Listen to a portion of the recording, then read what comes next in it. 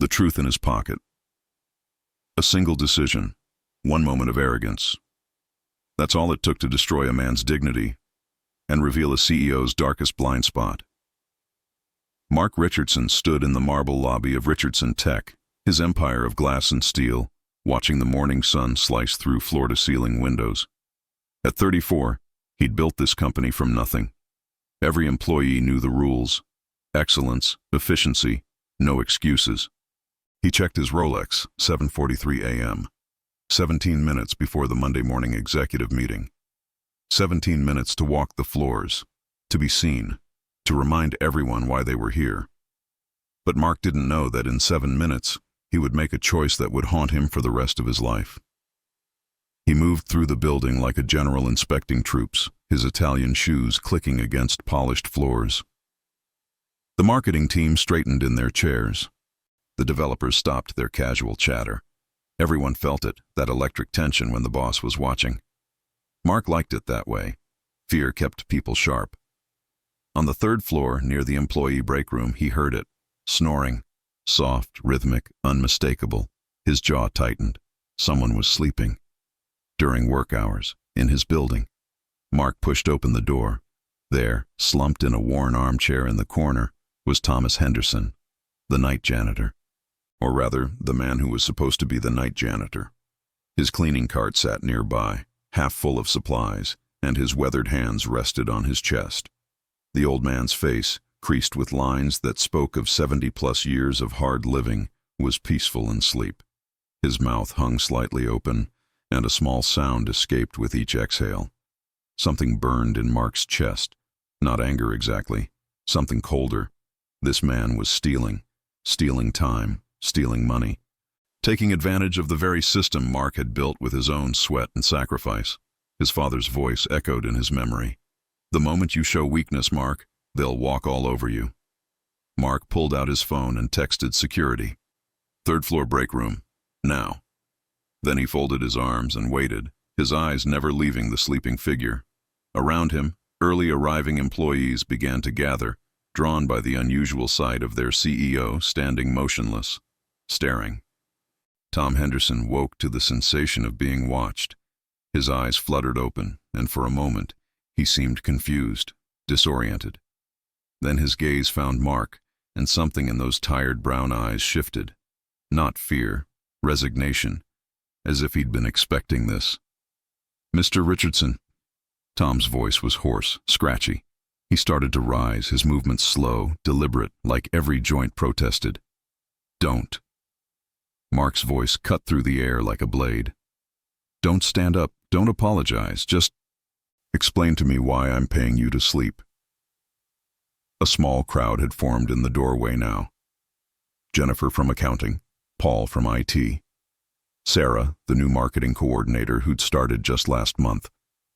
Mark felt their presence, and somewhere deep down, a voice whispered that this wasn't right, that he should do this privately, but he silenced it.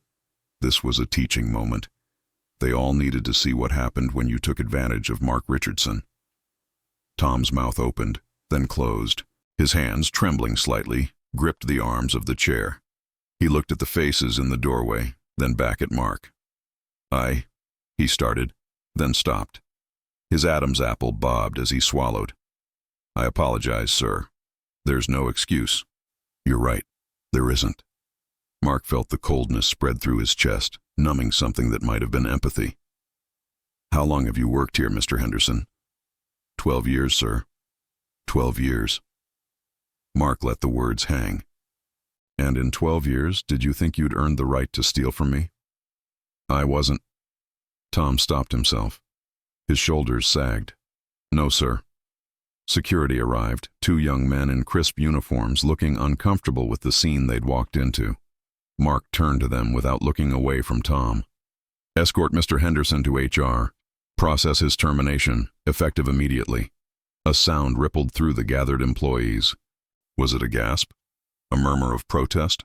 Mark couldn't tell and didn't care. He'd made his decision. This was business. This was survival. You couldn't build an empire by being soft. Tom Henderson stood slowly, every movement deliberate, controlled. He was a tall man, Mark realized. Even stooped with age and exhaustion, he had inches on Mark. His janitor's uniform, navy blue with Richardson Tech embroidered on the chest, hung loose on his frame, like he'd lost weight recently. His eyes met Mark's one more time, and in them, Mark saw something that made his stomach twist. Not anger, not even hurt, just a deep, bone-tired sadness. "Thank you for the opportunity, Mr. Richardson," Tom said quietly. I hope you have a good life." Then he turned and walked toward the door, the security guards flanking him like he was a criminal. The crowd parted, and Mark caught glimpses of faces. Jennifer's mouth was tight, her eyes shining. Paul looked at the floor. Sarah stared at Mark with something that might have been disgust. The door closed behind Tom Henderson, and the silence that followed felt suffocating. "Meeting in 5, Mark said to no one in particular, and walked away, his shoes clicking against the floor, each step echoing in the empty hallway. But he didn't see it. None of them did. As Tom Henderson shuffled toward the elevator, his hand went to his chest pocket, checking for something. The movement dislodged a folded piece of paper, and it fluttered to the ground behind him, landing face up on the polished tile. By the time Jennifer rushed forward to grab it, Tom was already gone, the elevator doors sliding shut on his weary face. Jennifer picked up the paper, her hands shaking. It was lined notebook paper, torn from a spiral binding, the edges ragged. The handwriting was shaky but legible, written in blue ink that had smudged in places, like someone had been crying while they wrote. She didn't read it. Not there. Instead, she folded it carefully and walked to Mark's office on the top floor, her heart pounding, her mind racing with what she'd just witnessed. Mark was at his desk, already back to business, his fingers flying across his keyboard. He didn't look up when she knocked. "Not now, Jennifer." "Sir." He dropped this. She placed the paper on his desk. Mark's fingers paused. He glanced at the paper, then at Jennifer's face. Something in her expression made him hesitate. "What is it?" "I don't know. I didn't read it, but I think you should." She left before he could respond, closing the door softly behind her. Mark stared at the folded paper, a strange unease creeping up his spine. It was just a piece of paper, probably a shopping list, or a reminder for some appointment. Nothing important. Nothing that would change anything. But his hand reached for it anyway. The paper crinkled as he unfolded it, and Mark found himself reading words that didn't make sense at first. His brain couldn't process them, couldn't fit them into the narrative he'd constructed. "Mr. Richardson, if you're reading this, something's happened to me. I've been carrying this letter for 3 months now, hoping I'd never need anyone to find it, but just in case. Last night, your lead engineer Sarah Chen was working late on the Meridian project code. She left her terminal unlocked when she went to the bathroom.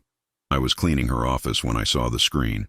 I don't know much about computers, sir, but I know what delete all files means." There was a timer, counting down. 4 hours until every line of code for your biggest project would be erased. I couldn't find Sarah. I called your emergency number, but it went to voicemail. So I did the only thing I could think of. I unplugged everything. Then I called my grandson, David. He's in IT at Boston General. I woke him up, sent him pictures of the screen, and he walked me through it. We stayed on the phone for 6 hours, Mr. Richardson.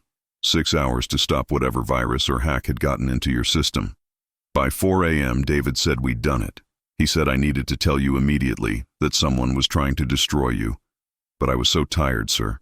So tired I could barely stand. I thought I'd rest for just 10 minutes before finishing my cleaning route. Just 10 minutes. Then I'd come find you first thing in the morning. I'm sorry if I fell asleep. I'm sorry if I worried you. I just wanted to save what you built. The security footage from Sarah's office will show everything. Check the logs at 11:47 p.m. I hope I did the right thing. Respectfully, Thomas Henderson. The paper slipped from Mark's fingers, floating back to the desk like a feather. His ears were ringing. His chest felt tight, like someone had wrapped steel bands around his ribs and was tightening them, tightening them, tightening them. No, this couldn't be real. His hands shook as he grabbed his phone, dialing security. Pull up the footage from Sarah Chen's office. Last night, 11:47 p.m. Send it to my screen, now. 3 minutes later, Mark Richardson watched his world crumble. There on the monitor was Thomas Henderson, pushing his cleaning cart into Sarah's office. The timestamp read 11:43 p.m.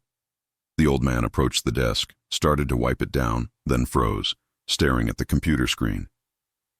Even in the grainy security footage, Mark could see the moment of recognition, the alarm spreading across Tom's face.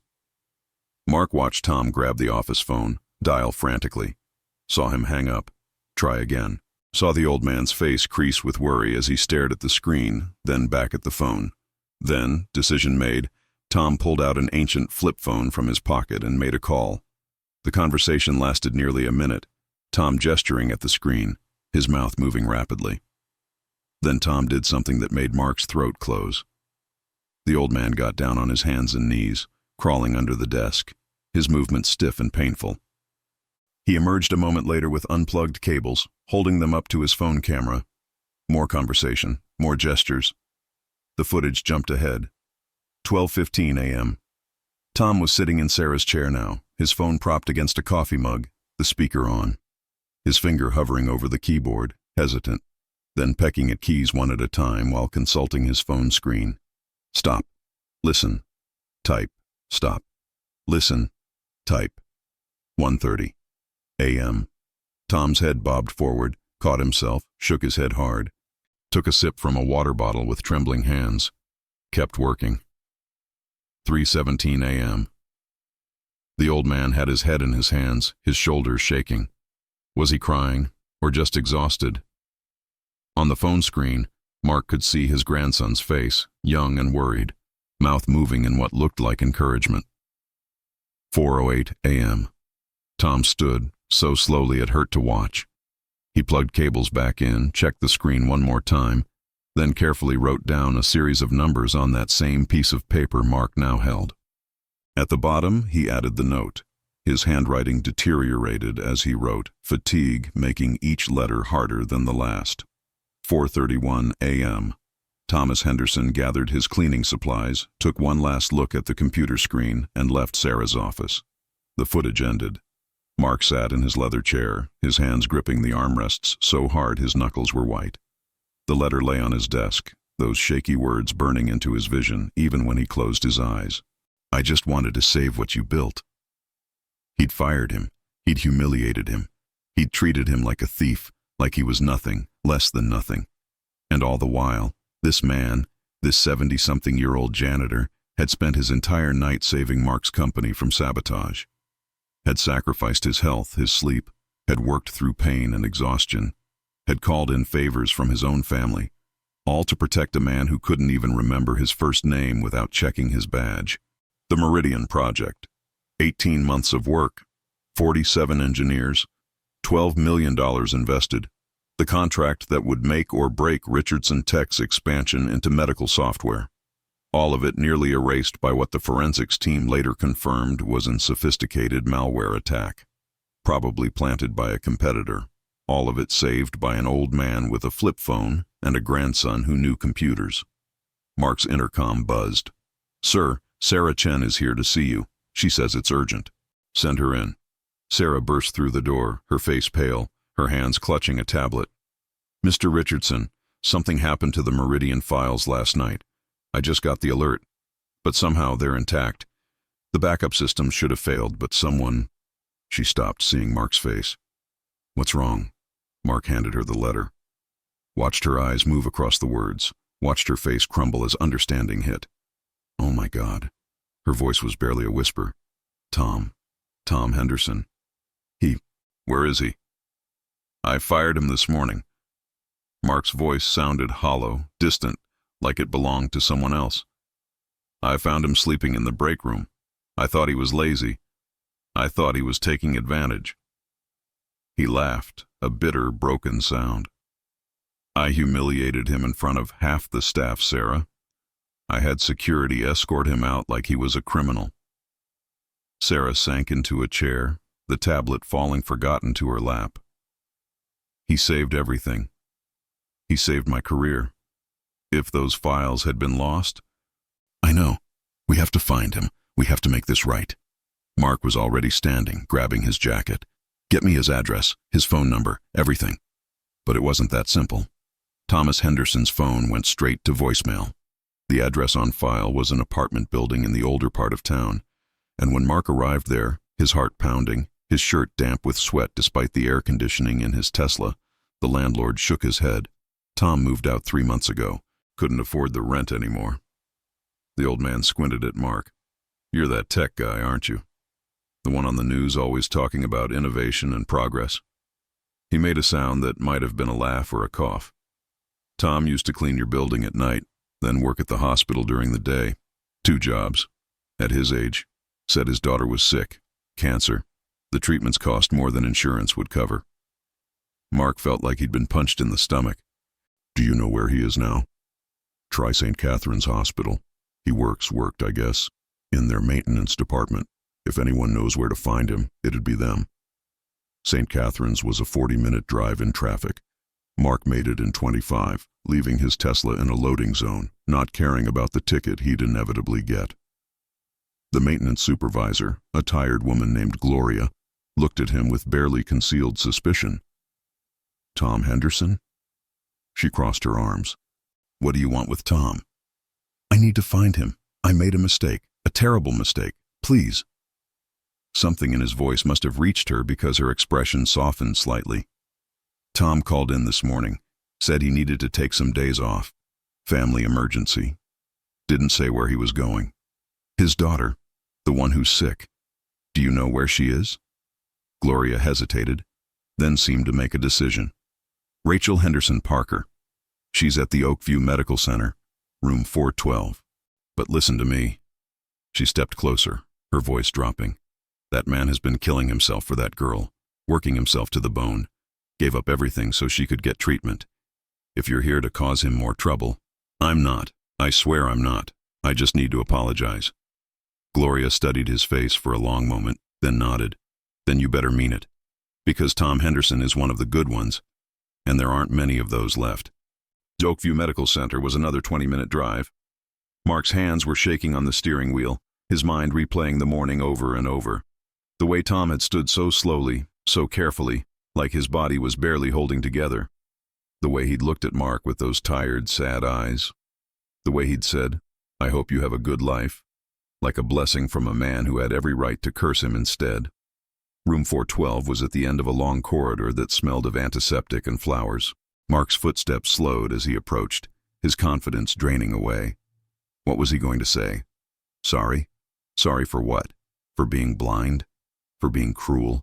For being so focused on his empire that he couldn't see the human being suffering in front of him?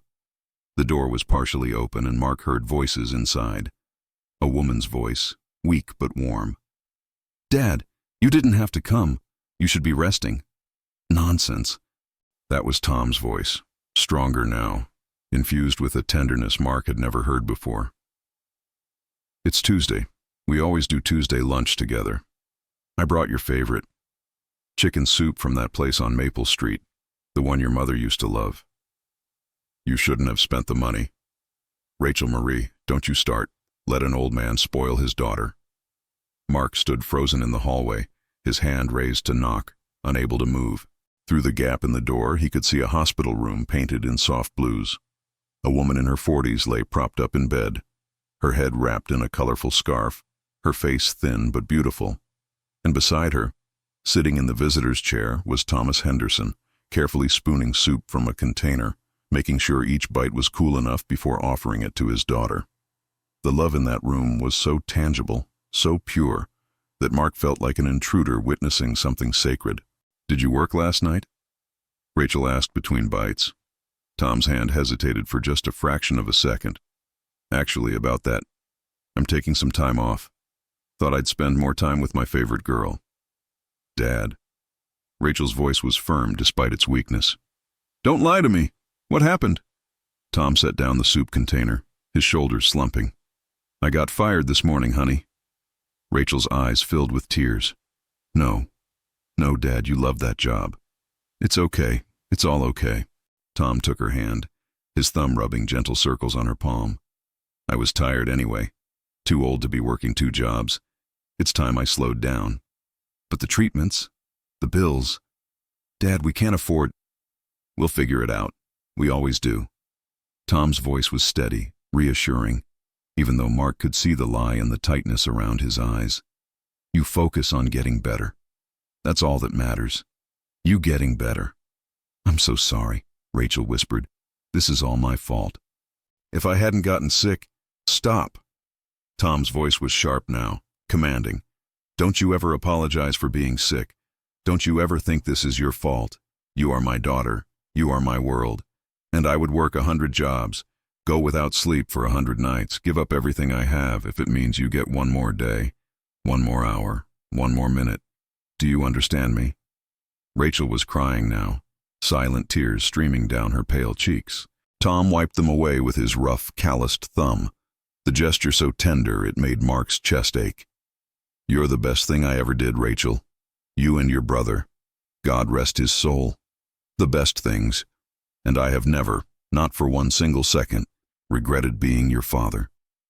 Mark stepped back from the door, his vision blurring. He couldn't go in there. He couldn't interrupt this moment. What right did he have? What could he possibly say that would matter? He turned to leave, but his shoe squeaked on the linoleum floor. Hello? Tom's voice called out. Is someone there? Mark froze. His throat was tight. His hands were shaking. And then, because there was nothing else he could do, he pushed the door open and stepped inside. Tom Henderson's face went through a series of emotions so quickly Mark could barely track them. Surprise, confusion, recognition. And then, something that broke Mark's heart. Fear. Not for himself, but for his daughter, as if Mark might somehow hurt her too. Mr. Richardson. Tom started to stand, but Mark held up a hand. Please don't, I'm not here as your boss. The words felt inadequate, pathetic. I'm here to apologize. Rachel looked between them, her eyes sharp despite her illness. You're the one who fired him? Yes. Mark couldn't meet her gaze. I am, and I was wrong. So incredibly wrong. He pulled the letter from his pocket, now crumpled and stained with his own sweat. I found this after you left, Mr. Henderson. I read it. I checked the security footage. I know what you did last night. I know you saved the Meridian project. I know you saved my company. Tom's expression didn't change. He just sat there, watching Mark with those tired eyes. You worked through the night, Mark continued, his voice breaking. You called your grandson. You stayed at that computer for 6 hours, even though you had no obligation to, even though you probably didn't even know what half of it meant. You saved everything, and then you were so exhausted you fell asleep and He couldn't finish. The words wouldn't come. You did what you thought was right, Tom said quietly. You saw an employee sleeping on the job. You made a business decision. No. Mark shook his head violently. No, I didn't make a business decision. I made a cruel decision. I humiliated you. I didn't ask questions. I didn't show compassion. I just assumed. I assumed you were lazy. I assumed you were taking advantage. I assumed you were trying to cheat me. His voice dropped to a whisper. I never even asked your name. The silence that followed was crushing. Tom, the old man said finally. My name is Tom. Tom. Mark tasted the word, simple and honest. I'm Mark, and I am so sorry, Tom. Rachel spoke up, her voice weak but fierce. Sorry doesn't pay the medical bills, Mr. Richardson. Sorry doesn't erase what you did to him in front of those people. My father has worked since he was 14 years old. 14. He put himself through night school. Raised 2 kids alone after my mom died. Never asked for handouts. Never complained. And you treated him like garbage. You're right. Mark looked at her directly now, seeing the fire in her eyes, the same strength that must have kept her fighting through chemotherapy and radiation. You're absolutely right, and I can't undo what I did. I can't take back those words or that moment, but I want to make it right, if you'll let me. Tom stood now, his movements still careful. He was several inches taller than Mark, and in that moment, With his daughter behind him and decades of hard work etched into every line of his face, he looked like a giant. "I don't want charity, Mr. Richardson. It's not charity. It's paying a debt." Mark pulled out his phone, his fingers flying across the screen. "The Meridian project is worth $12 million. Losing it would have bankrupted my company. What you did last night saved all of it." He looked up from his phone. "I'm depositing $50,000 into your account right now. For services rendered, for preventing corporate sabotage, for going above and beyond your job description." Tom's eyes widened. "I can't accept that. You can, and you will. And you're coming back to work if you want to. Not as a janitor." Mark was thinking fast now, his mind racing through possibilities. "As our head of security and safety, you'll oversee all night operations, all security protocols, salary, benefits, normal hours. No more 2 jobs, no more overnight shifts. Mr. Richardson." "Mark, please. Mark." Tom's voice was shaking now. "Why are you doing this?" "Because you deserve it. Because I was wrong. Because—" Mark looked at Rachel, then back at Tom. "Because my father built a company, but he forgot to build a soul. And I've been following his blueprint for too long. You showed me something last night, Tom. You showed me what real integrity looks like, what real sacrifice looks like.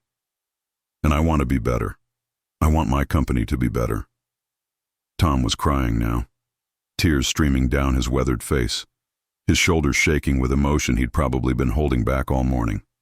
Mark found himself crying too. 14 years of building walls and pushing people away, cracking open in this sterile hospital room. "I don't know what to say," Tom whispered. "Say yes. Please. Let me make this right." Rachel was crying too, her hand pressed to her mouth, her eyes wide with disbelief and hope. Tom turned to look at her, and something passed between them, a conversation without words. "Okay," Tom said finally. "Okay, I'll come back, but on one condition." "Anything?" "You institute a policy. Any employee who's caught sleeping on the job, you talk to them first. You find out why. Because sometimes, Mark, people aren't lazy. Sometimes they're just drowning, and they don't know how to ask for help." Mark nodded, unable to speak around the lump in his throat. Tom extended his hand, and Mark took it. The old man's grip was still strong, despite everything. They shook, and in that handshake, Mark felt something shift, some fundamental change in who he was and who he wanted to become. "Thank you," Mark whispered. "No," Tom said, pulling him into a hug that smelled like industrial soap and coffee and kindness. "Thank you for hearing me." 3 months later, Mark Richardson stood in a hospital room decorated with balloons and flowers. Rachel Henderson Parker sat up in bed, her scarf replaced with a fine peach fuzz of new hair growth. Her cheeks had color now. Her eyes sparkled. "The scans came back clear," she announced, reading from her phone, her voice strong and clear. "No sign of cancer. Dr. Martinez says it's a complete remission." The room erupted in cheers. Tom Henderson, wearing a new suit that fit him properly, his face fuller now after months of regular meals and proper sleep, wrapped his daughter in a careful hug. Around them, hospital staff who'd become like family over the months smiled and clapped.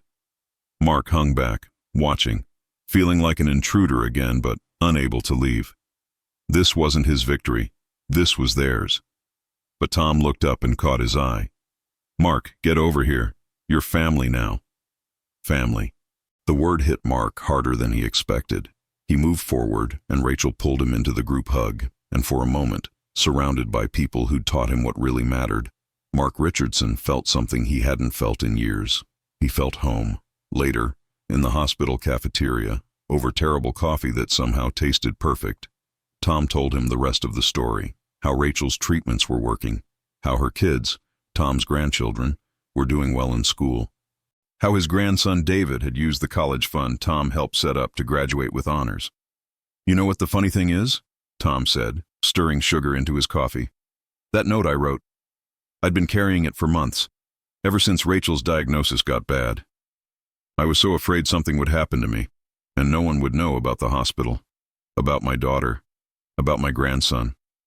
I kept thinking someone needed to know, just in case. Never thought anyone would actually read it. I'm glad I did, Mark said quietly. Me too. Tom smiled, the kind of smile that reaches all the way to the eyes. You know, you're not who I thought you were, Mark Richardson. Who did you think I was? Another rich kid playing businessman. Another trust fund baby who thought money could buy happiness. Tom shook his head. But I was wrong. You just needed to remember something. What's that? That we're all human, all of us. The CEO and the janitor. We're all just trying to get through the day with our dignity intact, trying to take care of the people we love. He reached across the table and squeezed Mark's shoulder. You remembered that, and that makes you a good man. Mark swallowed hard. I'm trying to be. That's all any of us can do. They sat in companionable silence for a while, two men from different worlds who'd found common ground in the most unlikely way.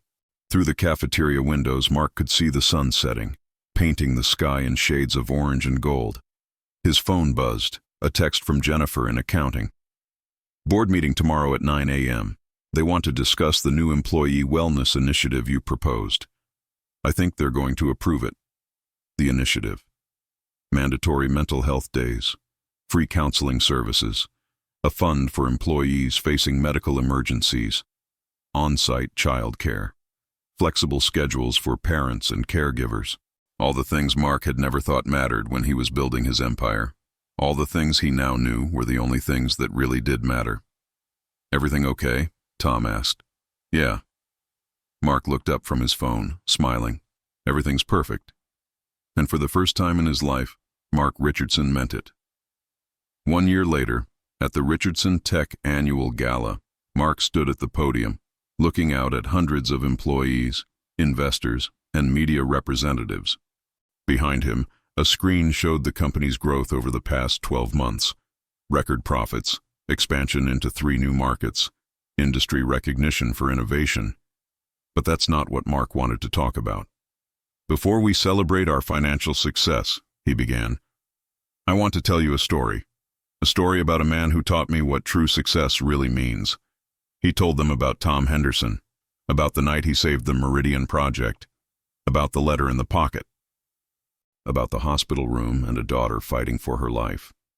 He told them about his own cruelty, his own blindness, holding nothing back. The room was silent, hundreds of people hanging on every word. Tom Henderson showed me that the measure of a company isn't its stock price or its market share. It's how it treats the people who build it, every person. From the CEO to the newest hire, to the person who cleans the floors after everyone goes home. He gestured to the side of the stage, where Tom stood in a sharp suit, his arm around Rachel, who looked healthy and strong, her hair grown back, her smile radiant. Tom, would you come up here? Tom shook his head, embarrassed, but Rachel pushed him forward, and the audience erupted in applause. Tom walked to the podium, still moving carefully but with more energy than Mark had ever seen. Tom Henderson, Mark said, his voice thick with emotion, is the reason Richardson Tech still exists. He's the reason we have a new employee wellness program.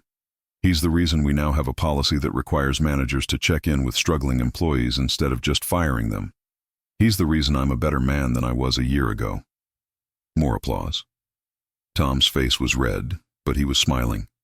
Mark pulled something from his pocket, a small velvet box. Inside was a key on a silver chain.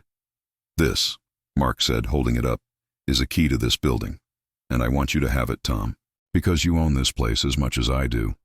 You saved it, and I will never, ever forget that. Tom took the key, his hands shaking. He looked at it, then at Mark, then out at the audience. When he spoke, his voice carried through the microphone, steady and strong. I'm just a regular guy who did what anyone would do, but I'll tell you something I've learned in my 73 years. We're all regular guys, all of us, and we all have the same choice every single day, to be kind or to be cruel, to see each other as humans or as obstacles, to lift each other up or tear each other down. He looked at Mark. This man chose to see me, really see me, and that changed everything. There wasn't a dry eye in the room. After the gala, as people mingled and celebrated, Mark found himself outside on the balcony, looking out at the city lights. Tom joined him, the key hanging around his neck. "You did good tonight," Tom said. "I just told the truth. The truth matters." Tom leaned against the railing. "Rachel wanted me to tell you something. She and her husband are expecting a baby girl. They're going to name her Marcia, after my wife, but they want to give her the middle name Grace, because that's what you gave us, a second chance." Grace. Mark felt tears prick his eyes again. "I don't deserve that." "Yes, you do. Because you learned, you changed, and that's more than most people ever do." Tom clapped him on the shoulder. "My shift starts in an hour." "Your shift?" "I still do rounds once a week, just to check on things. Old habits." Tom grinned. "Besides, some of the night crew are new. They need someone to show them the ropes, someone to remind them that every job matters, even the ones nobody sees." "You're a good man, Tom Henderson." "So are you, Mark Richardson. Took you a while to figure it out, but you got there." They stood together in comfortable silence, watching the city breathe and pulse with life. Somewhere below, people were ending shifts and starting new ones. Somewhere, someone was struggling, drowning, not knowing how to ask for help. Somewhere, someone was making a choice: kindness or cruelty, compassion or judgment. Mark thought about the note in Tom's pocket, the words written by a man who thought no one would care enough to read them. He thought about how close he'd come to missing it all, to staying the person he'd been, cold and efficient and utterly alone. "Thank you," Mark said quietly. "For what?" "For not giving up on me." Tom smiled, that warm, encompassing smile that had become familiar over the past year. "That's what family does. We don't give up." Family. There it was again, that word that had changed everything. "Come on," Tom said, heading toward the door. "Let's go check on those new hires, make sure they know they matter." And together, the CEO and the janitor, the teacher and the student, the two men who'd found redemption in a crumpled note and a second chance, walked back into the building they'd both learned to call home. Because in the end, that's what it was all about. Not the empire, not the success, not the money or the power or the prestige. It was about seeing each other, really seeing each other, and choosing, every single day, to be the kind of person who reads the note in someone's pocket before deciding who they are. That was the real measure of success. And Mark Richardson had finally learned it from the best teacher he'd ever had. A 73-year-old janitor with a flip phone, a sick daughter, and a heart big enough to save a man who didn't even know he needed saving. The story ended where it began, in a building made of glass and steel. But now it was filled with something it never had before. It was filled with grace.